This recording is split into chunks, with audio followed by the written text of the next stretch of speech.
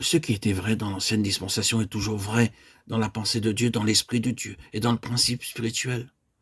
Nous sommes sans doute passés de l'époque des figures, des symboles et des systèmes extérieurs qui incarnaient les principes pour arriver au domaine clair et pur de la réalité spirituelle.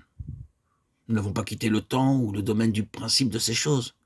Et ainsi, nous constatons dans le Nouveau Testament que le mouvement de Dieu est toujours sur cette même ligne. Les Lévites sont une assemblée spirituelle, un peuple céleste et non terrestre ou temporel. Ils sont le peuple que Dieu doit avoir, même s'ils se trouvent au milieu de tous ses enfants. Le peuple qui connaît vraiment ce qu'est le plein dessein de Dieu et qui s'y est engagé, et à rien de moins, quel qu'en soit le prix. Frères et sœurs en Christ, je ne suis pas en train de dire, notez-le, que nous sommes des Lévites. Non, ce n'est pas le cas. Ne vous méprenez pas sur ce sujet et sur mes propos.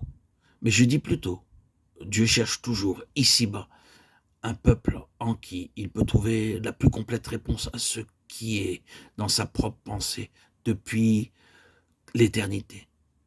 Il le recherche sans cesse et il ne sera jamais satisfait de quelque chose d'autre ou de moindre que cela. Si vous me permettez d'aller jusque-là, je dirais qu'il a instauré ce ministère. Je ne veux pas dire mon ministère, ce ministère en vue de le servir de cette façon. Dans une petite mesure, dans le cadre de quelque chose de beaucoup plus grand, peut-être plus grand que ce que nous connaissons sur la terre. Et cependant, afin de le servir dans cette voie, à savoir de chercher à maintenir vivant un témoignage à l'égard de l'intention de la plénitude de Dieu pour son peuple, la plénitude de Christ est une expression courante parmi nous. Mais c'est ce dont il s'agit, c'est ce dont il est question. La plénitude de Christ, tel est le véritable ministère, telle est la véritable fonction lévitique. Je voudrais vous dire dans cet audio que le Seigneur le désire là où vous êtes concerné. Il le veut vraiment. Et il se donnera beaucoup de peine pour l'avoir là où vous êtes concerné. Je veux dire, vous, en tant qu'enfant du Seigneur, le Seigneur veut que vous teniez dans cette relation à lui, non comme quelque chose de supérieur, ni comme une sorte d'autocratie spirituelle, et sûrement pas, certainement pas comme une aristocratie spirituelle, mais simplement en tant qu'un peuple au sein de son peuple, ici-bas dans ce monde, non en prenant quiconque de haut, ni en ressentant ou en pensant que quiconque serait moindre, ou que Dieu interdise quoi que ce soit de ce genre, mais par le moyen d'un cœur véritable, afin de représenter pour le Seigneur tout ce qu'il voudrait avoir dans son peuple, en étant entier pour Dieu, et en lui donnant une position et une opportunité de montrer en vous tout son conseil, toute sa volonté, tout son dessein et tout son caractère.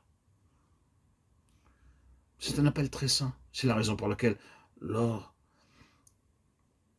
de ces précédents audios, nous avons commencé par l'importante insistance sur la sainteté. Frères et sœurs en Christ, cela ne peut pas être autrement que par une sainteté de vie.